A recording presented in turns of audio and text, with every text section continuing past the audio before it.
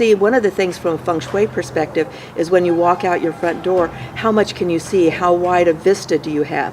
And because of it being on a corner lot, you have this incredibly wide vista, which is known as the Ming Tong. So it's called bright open spaces. And south is the optimal direction according to Feng Shui. We took advantage of that and started doing some passive solar, so we have windows, including one above the door, that allows for the sun to shine through and warm up the space during the winter time. It's actually a half round. Maybe you've gone to Chinese restaurants and have noticed that they usually have what is known as the moon gate, or a round doorway. Maybe the door itself isn't round, but the opening is, and that's known as the mouth of Qi. And so we replicated as much as we could by having what is known as a barrel ceiling in that entryway. And the door is extra wide so that it allows as much energy coming through. It's also hinged so that the main doorway, the hinges on when you're walking in on the left-hand side, it allows the energy to flow more towards the right, which is the yang area. And that's how you want to have the energy flow into a house, is towards the right. You want to have a strong energy when you're entering a house. And so when we were building the area for the front door, we actually placed a heart-shaped crystal, rose quartz crystal, underneath the threshold to the house, to the front door. And then when all the foundations were being poured, we wound up putting crystals in several of those locations as well, just to raise the energy and vitality of the house. There's an alcove above the entrance going into the living room that is known as the heart point of the house, and that's a place that you want to be able to have something that can nurture the heart and have it be protected. And then as you walk into the living room area, you step down a little bit, or the ceiling steps down a little bit, which allows the energy to get slowed down in the entryway, and then it flows in gently into the living room.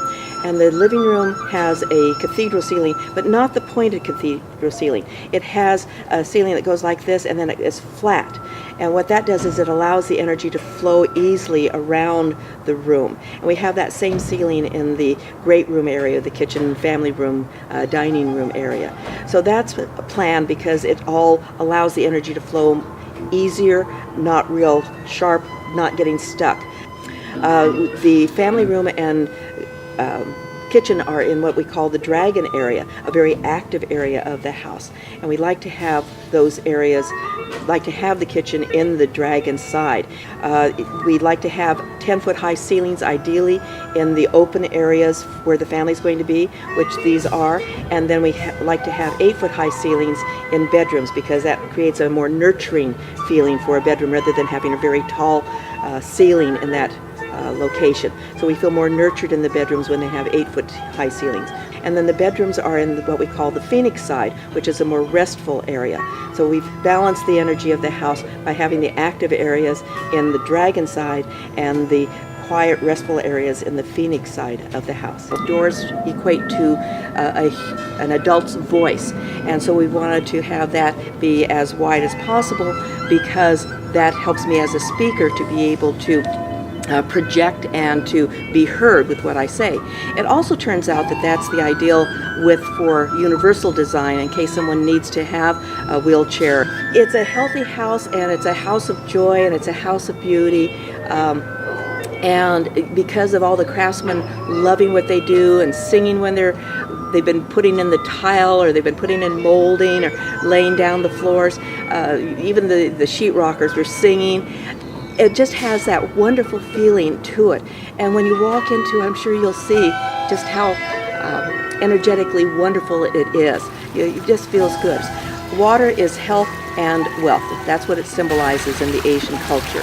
And so having the pond and 2 waterfalls, they're strategically placed, those waterfalls, so that the water flows towards the house. That means that finances flow towards the house instead of away from the house. And then the bridge that's out in the front, that actually helps you with raising your consciousness. It also becomes a transition, a threshold between the outside world and the home itself, so that you're making that transition. You're raising your awareness, that you're leaving what's going on behind outside, and then you're coming into the home and the sacredness of that. And then behind me you see a waterfall. That's a pondless waterfall, and that is because we want to have water on the eastern side of the house. When the sun rises in the east, it shines on that and it creates a rainbow energy onto the house, which is considered to be very auspicious, very good luck energy. So we have the rainbow energy with the house. And then there's a little bubbling fountain on the other side of the house by the what is known as the Phoenix side of the house. And that's a very soft, kind of a relaxing, rejuvenating area. And so we have the fountain there where you can sit by it. You can sit on the front porch and listen to the fountain, or you can be out in the sun, just depending upon what you feel like doing that particular day. There's several winding paths that go through that area. The number of paths that you can bring to the house, to the front door, increases the good energy coming to the house. And so we actually have 2 different driveways, and we have pathways that come from those driveways to the house. And then there's 2 ways that you can get from the corners of the lot up to the house. One of them is over the bridge, and the other one is through an arbor that's flat, so that if someone wasn't able to make it over the bridge for handicap reasons, they would be able to still have that flat plane to be able to walk. It's wide enough for a wheelchair or a walker. So having all of those walkways means that there's more energy that is attracted to the house in a good way, and it repels some of the negative energy.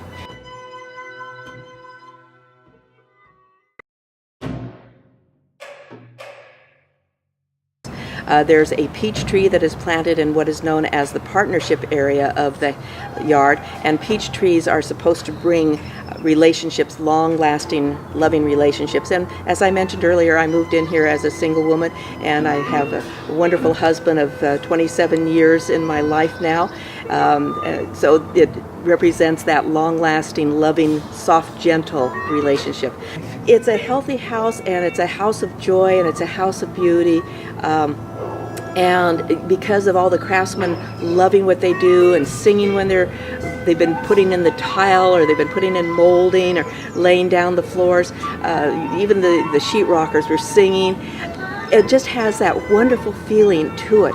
And when you walk into it, I'm sure you'll see just how energetically wonderful it is. It just feels good. There's been some wonderful things that have happened here in this house. We've had engagements and weddings and baby showers. It's a beautiful home, and lots of love and special attention has been given to it.